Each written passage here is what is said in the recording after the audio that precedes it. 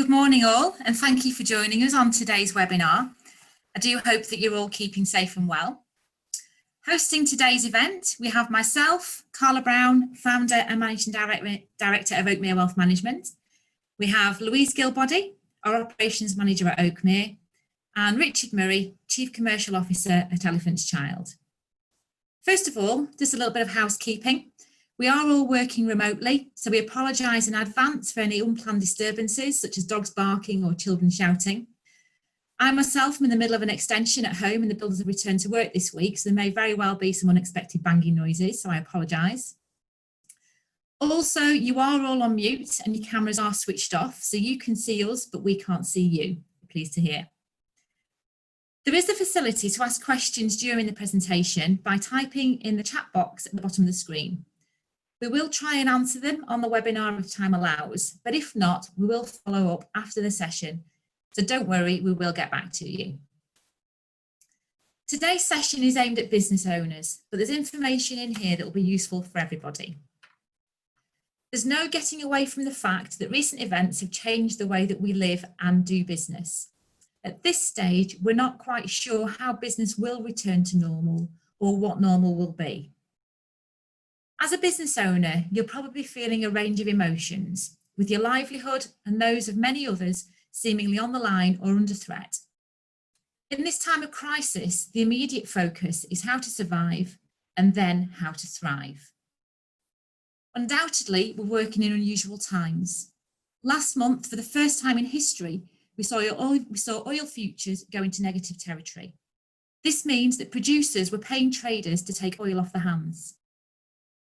Clients, not ours obviously, who sold out at the bottom of the market in mid-March have already lost out on a market rally which they may never recover from. Those clients who stood firm, thanks to our ongoing guidance, have financial plans that are ready to fight another day and portfolios that are mostly intact. Allowing emotions to dictate decisions is a common mistake made by investors and business owners, yet they may not even realise it. Today, Richard Murray from Elephant's Child is going to be talking us through the fundamentals of operating in a crisis market. We've now hopefully survived the initial shocks, and so thought now needs to turn to stabilise the business and to adapt to the new normal. And then how do we plan for the future and how to thrive in the new world and continue to grow our businesses? We're also offering you the opportunity to follow up this webinar with a free, no obligation, 30-minute virtual meeting with myself and Elephant's Child to get into specific actions with regards to your own business. So I'd urge you to take advantage of this offer. Right, you don't need to hear any more from me at this stage, so I'll now introduce you properly to Richard Murray, who, as I said, is the Chief Commercial Officer at Elephant's Child. Before joining Elephant's Child, Richard practiced as a solicitor for over 20 years. For 13 of those years, he experienced life as an SME owner, as the managing partner of a high street practice. During this time, he learnt about the benefits and pitfalls of high growth mergers and acquisitions. Richard then became a director in a large national legal practice, which gave him further knowledge and experience in the management of a larger corporation. His style is based on his strong analytical skills, coupled with excellent problem solving and communication skills. He combines academic rigour with real hands-on experience for the SME journey. So Richard, I'll hand over to you now. Thank you. Thank you, Carla. That's a nice build-up. So what I want to do is just share my screen so I can start the presentation. So hopefully once I've done that, someone can tell me that we are good and live. Yes, I'm seeing a nod from Carla, so I'll take that as you can see my screen. So as Carla was saying, what we're going to look at in the next 20-25 minutes or so is the current climate, this crisis market that we're all feeling, and some practical steps and actions that we feel that can be taken to really help drive and direct your businesses in these moments of very strange, unique trading circumstances. What we've thought about and what Carla alluded to is 3 stages of the journey to date, and we've made some assumptions. We've seen those assumptions starting to actually become accurate. So The first assumption that we made is that markets crash. We've seen that time and time again. We can all go back to these big events over time when we've seen the markets take a pounding. The second assumption is, though, however, that markets do then grow back over time. They return to their former levels and they do recover. And that when a market is in recovery, that's when we will have that bounce back. And there will be different issues that affect the rate and the velocity of that bounce back. So obviously at the moment, the government are putting a lot of support in with their furlough scheme, issues such as that, because they're trying to get as much of a V-shaped recovery as can be gained. So this notion of when the markets shock, the focus is survive. As they start to recover, excuse me, one second. Excuse me. As they start to recover, we're into the stabilize mode where we're looking at how we engage with clients in a new norm. And the thrive mode is thinking about, obviously there's a national and an international level of recovery, but there's also the way that your own businesses can bounce back. With some planning, with some thought, you can make sure your own recovery is far more V-shaped than perhaps some of your competitors are managing to do. So this survive, stabilize and thrive message, it is key, it's important. So as Carla says, a lot of you will have dealt with the survival and the stabilize, and it's now thinking about how you can thrive in this market. I also think that this notion of survive, stabilize and thrive will repeat itself when we move into some of the restrictions being lifted. We are likely to enter a new sort of survival stage there. If some of the government furlough, some of the government support is switched off, finances again become key, and there'll be some tough decisions to be made around staffing levels, etc., as you move forward. So looking at this in a bit more detail, certainly one of the things we've been keen to look at is how you can create the space, making sure that you are safe and well, making sure that those around you that you love and that are dear to you are safe and well, to be able to get you into that space where you can start thinking about this as a business owner. You can't take that for granted. It is really key. You can't be making really proactive decisions on your business if you have a lot of these anxieties around you and yours. So making sure you do the first thing, which is looking after yourselves, was key in all of this. We definitely focused on shifting the timeline. So we would normally work with businesses on a 3-year horizon, for example, on their planning. In this sort of market, we think a rolling 90-day plan is probably the right sort of timeline, with actions being taken in days and weeks, not in months and years, as you might normally plan. There's a pack of documentation that Carla can give to you via Oakmere, which deals with some of these tools and tricks that we've been able to share. So our 5 days to survive agenda is still in there if it's relevant, but it's also looking at things like your leadership, some tips and tools, and some planning documents to help you plan through this phase of uncertainty. So that survive, stabilize and thrive messaging, that pack of documentation is there for you. Please access it, it is free, and hopefully it gives you some thoughts around where we're going. So what I really want to move into is thinking about this stage of recovery. We're already seeing that the markets are recovering, they're bouncing back to some degree. That, the assumption will continue. Whether it be a V shape, whether it be W shape, we don't know, but we certainly need to be, as business owners, ready for this next stage. We're expecting announcements over the weekend that the restrictions will be lifted in part. The world will start to get back to normal. However, it's not going to be the same as it was immediately when we went into this. COVID is still going to be there. We are still going to need to protect our staff, our customers, our working practices will need to adapt.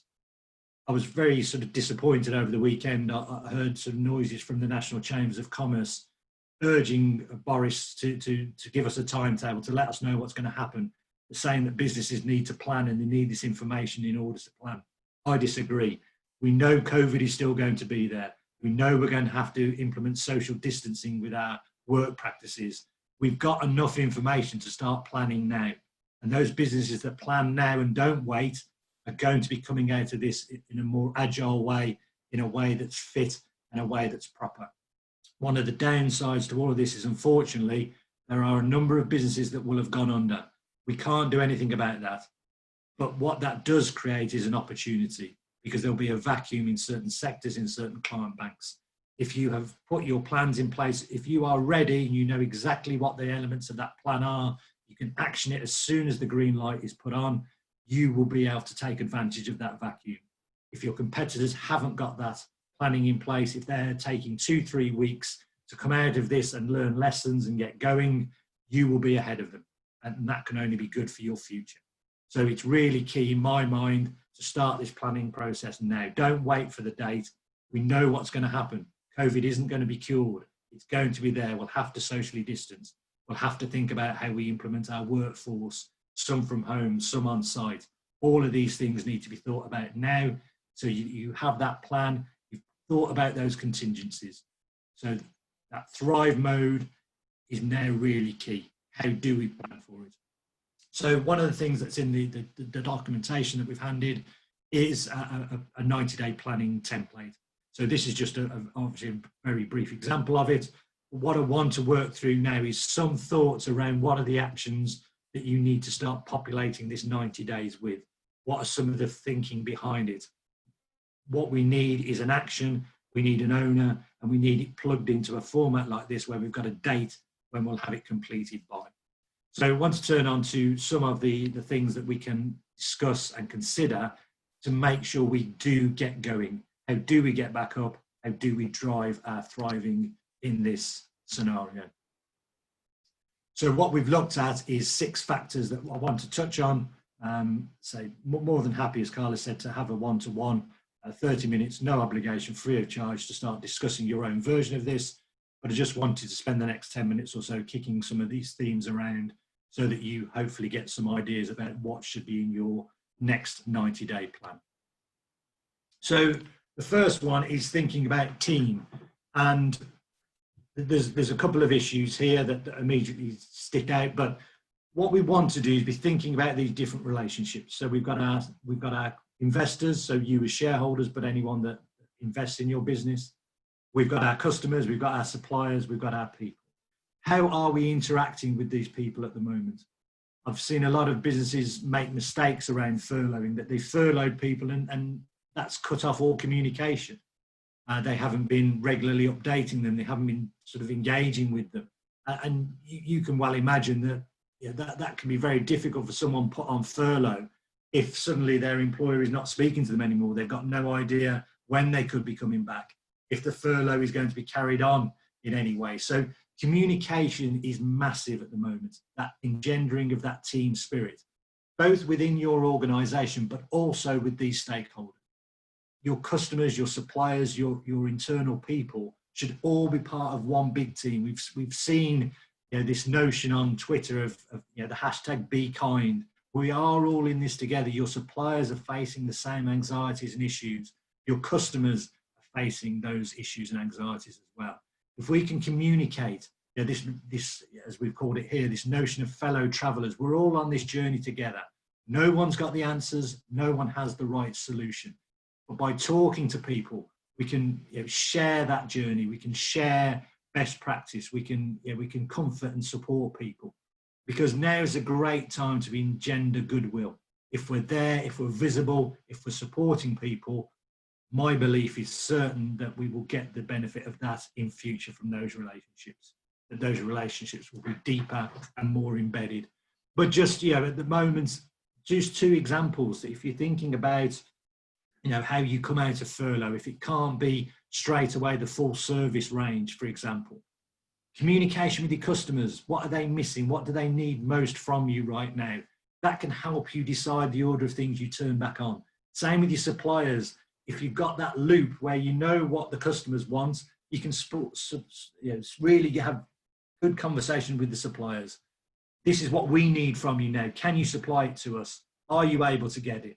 Because again, talking to those 2 ends, the suppliers and the customers, is going to really help inform you what you can do quickly, what you can do in a way that adds that value back into your client bank. and your supplier bank, as well as then communicating that with your people, communicating that with your investors. This is the plan. This is the way we want to go forward. So yeah, that notion of really engendering this team spirit, but it being wider than just your organization.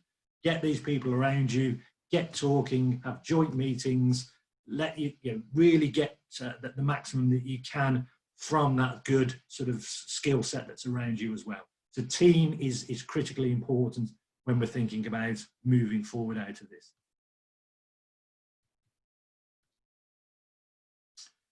One of the things that we need to do as leaders at the moment, we feel, is just being honest, just being authentic. It's really key at the moment. Again, going back to that notion of no one has the right answer. And it's not a problem with admitting that. Your people won't expect you to have all of the answers. But if you can be positive and authentic in the way that you deliver your messaging, then you can start to also build that into not only your internal communications, but also those external marketing communications. Try to become that thought leader, own the space in your sectors. This is what my thoughts are at the moment.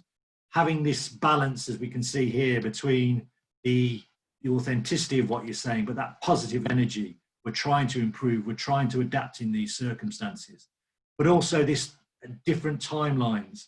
We've got the immediate, we've got the now focus, but we've also got the forward thinking focus. How do we adapt and grow? What, again, the assumption that we need to take is that one of two things will happen in the future, that restrictions will slowly start to be released. Work will get back to some sort of sense of normality. So we've got that sort of thinking, but also the other thing that might happen, worst case scenario, we could push the button again and the virus starts to accelerate again. So we could come back into lockdown. If you're prepared for both of those contingencies, because you're thinking now, but you're thinking what that future could hold, that's going to really help you to be able to adapt to whatever this might bring. It's not going to be countless sort of options here. We're not going to have limitless different scenarios that could happen.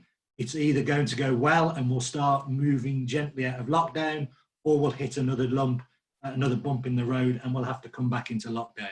Being prepared for it, showing people you've got those horizons, the near and the far, is really going to help in terms of that authenticity and that balanced approach, so that you can show people you're competent as a leader, you're resilient, and you're really engendering that spirit of leadership within your team. They can see where you're going. They can see your plans. They know that there's someone with a strong hand on the tiller. The 6 wise men, we call it just the questions about why are we doing it? How are we doing it? When and where are we going to do it? What is it we're trying to achieve? How are we going to get there? Those 6 key fundamentals to really challenge yourself on that planning process. Why are we doing it? What do we want to achieve? How and when and who are really, really important questions to articulate within that plan. Because if you can have an action with an owner and a date, it's got far more likelihood of being implemented. And we all know there's no point doing planning if it's going to be an idle document, never to be looked at again. The importance of planning is to make sure it's implemented. So those 6 wise men, those 6 traditional questions are really key to sense checking yourself as a leader as you're populating this plan to move yourself into the next period of this scenario. Revenues, as I've already touched on, this is going to be really key again moving forward. If the government starts switching off those furlough payments, there are an awful lot of people that are going to have to make some very hard decisions. If your revenue hasn't increased to the level that it was, suddenly your costs are out of kilter with your income. It needs addressing, but it needs to be done sensitively, but it's got to be a commercially balanced exercise. Cutting down to the bone when the world's on an upturn isn't necessarily the right thing to do, but having a big leak in the ship has got to be avoided as well. So thinking about that sensitivity and commercial balance between the income and the expenditure that you're going to see moving forward. So again, in your planning, have you got cash flow modeling in there? Have you got forecasting? Have you thought of some different contingencies? If work returns at 50%, what does it look like to you? If it returns at 75%, if it returns at 100%, are you modeling that? Are you thinking about the ways that that will affect your organization and its finances? Thinking about your marketing message, thinking about the value exchange. This is what we're giving away. This is the services that we give.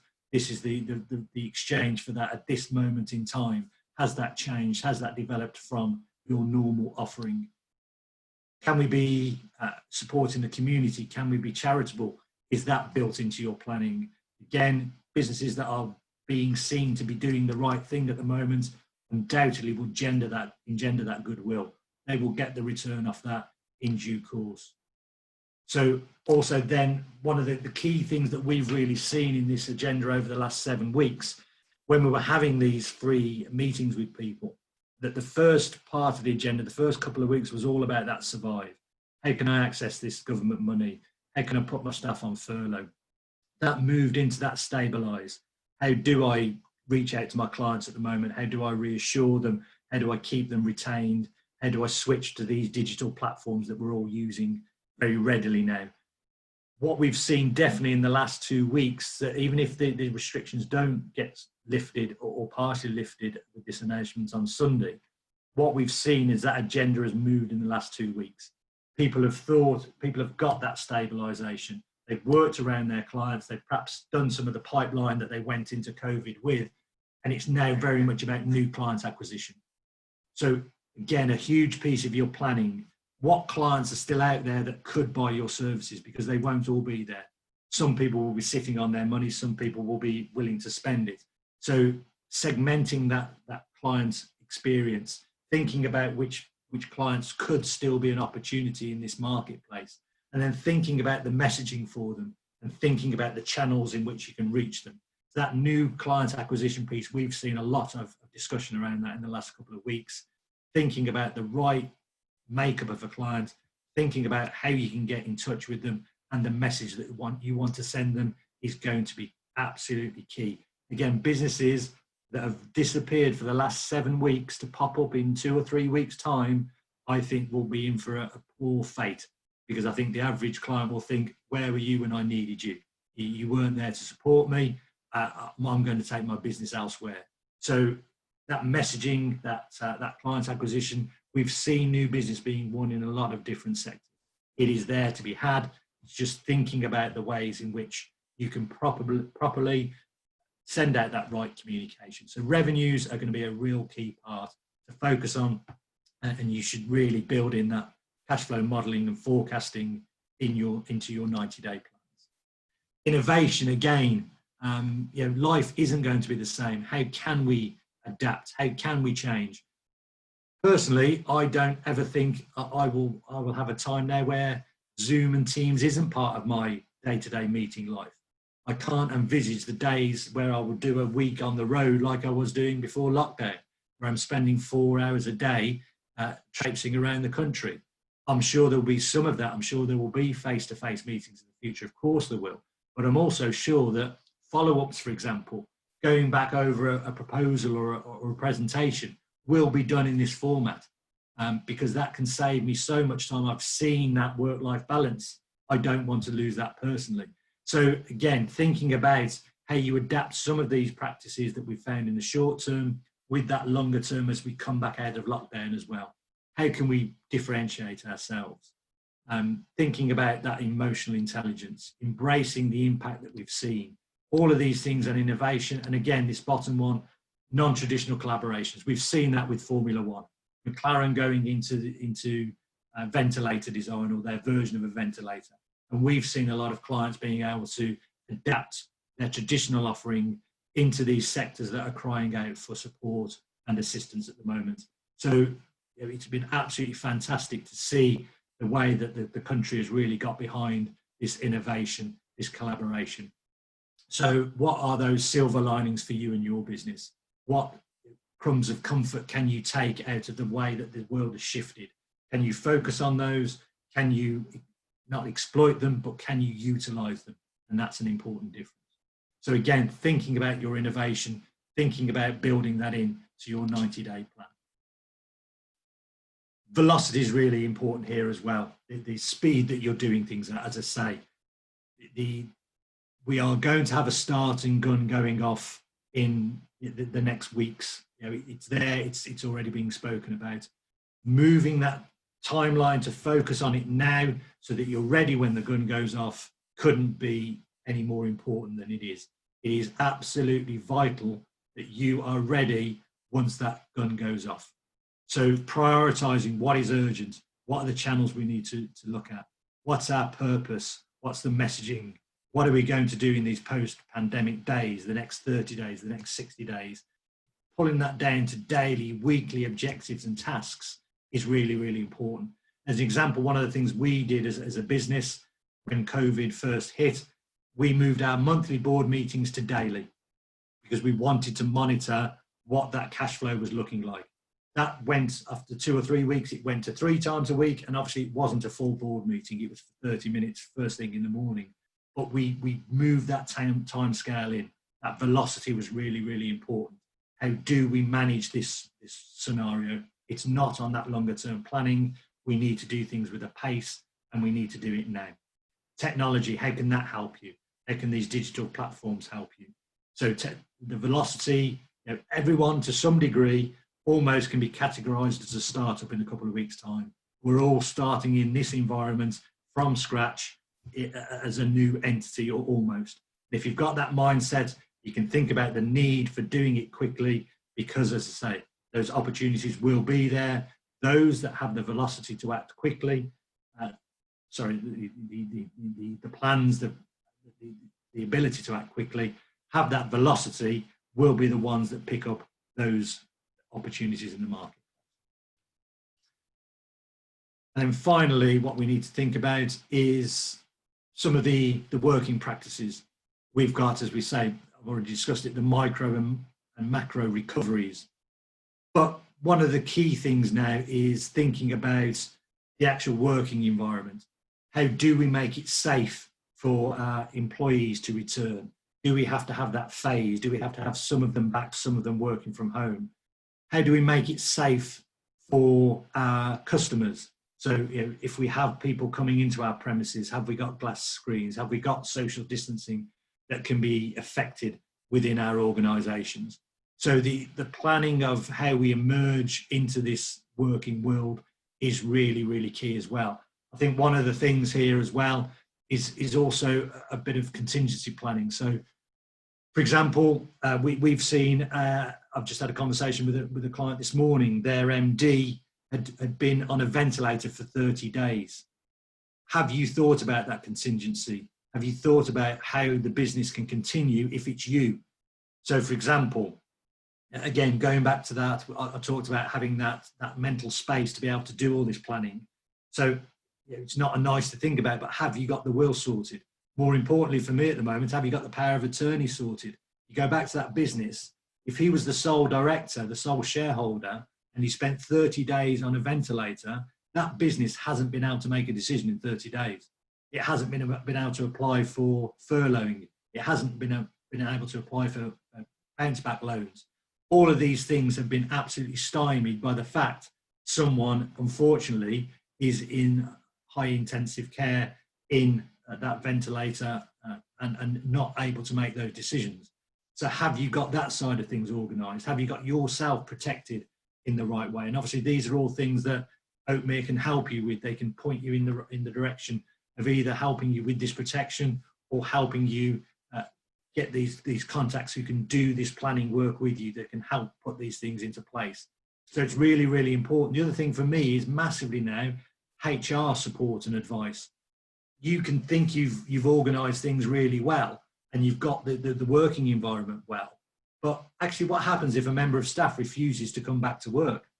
They don't think it's safe, so I'm not coming back. How do you tackle that? Can you, or would you want to start disciplining them? And if you don't do it with them, what does that say for everyone else? How does that impact on the rest of your employees? So having thought through these contingencies and sought some advice on it, so from HR specialists, for example, what would happen if this happened? Hopefully it never does. But if you've got that contingency plan in place, you know what would happen if you get that sort of pushback. Then it's going to help in the heat of the situation, because again, it goes back to that velocity. If you thought about the contingency, you've done some planning around it, you're then able to move with that velocity. You're able to quickly grasp the nut. You're not having to, as soon as that HR issue arises, then take 2 or 3 weeks to think about it and get the right advice around you. So again, Oakmere are really well placed to be able to introduce you to these people that can give you that advice and support around these sort of areas if it's lacking for you at the moment.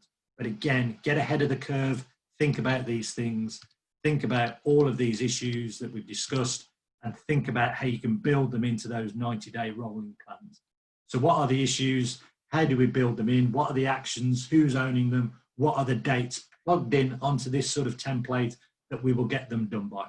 So we really have that confidence in where we're trying to get to and what we're trying to achieve. So I can't overemphasize the fact that if you are prepared and you're agile and you're ready to go, there is a world of opportunity that will be waiting for you. So hopefully that wraps up some of our thoughts around the 90-day plan. So I'll hand back to Carla to see if there's any questions that anyone's got at the moment. Thank you, Rich. That was really useful. Has anybody got any questions? There's nothing come through on the chat so far. If you do have a question, just want to pop something in there now, we can take that. Rich, that was really interesting. Thank you. As a business owner myself, I've certainly found sessions with you and your team very useful, crucial to adapting to working in the current climate, looking at how we need to sort of change and adapt for the future. So thank you for that. Doesn't appear to be any questions. So as I say, I hope you all found that useful. As I mentioned at the start of the session, we are offering a free, no obligation 30-minute virtual meeting with myself and Richard. Our clients that have already taken up this offer have found it's given them some clarity, it's helped to shape the thinking and help them plan for the future. So please do take advantage of the offer and just let us know if you'd like to book a session with us. The next webinar we're planning will be in a couple of weeks. It's around health, wealth and well-being. So please do keep an eye out for the email with a link to register. And also feel free to pass on to any friends or family that you think you might benefit from it as well. Just to remind you that at Oakmere, it is business as normal. We're able to carry out all meetings by video or phone, whatever works best for you.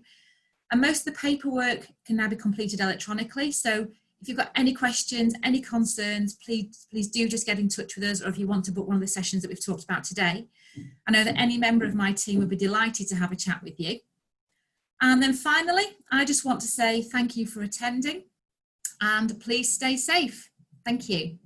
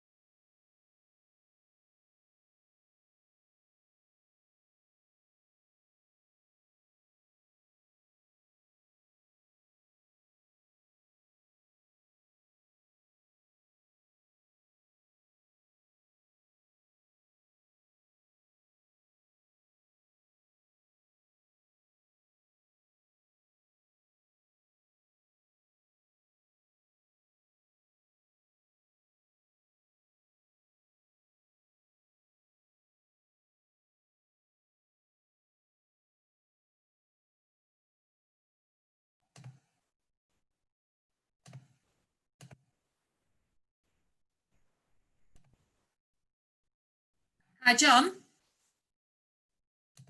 Oh. Hi, John. How was that? Was that useful? Yeah, I was just texting actually. Yeah, I could see you were still in the on your to-do list there, so I thought I'd just give you a shout. Everybody else has left now. No, that John, was texting so pre-COVID. So last year.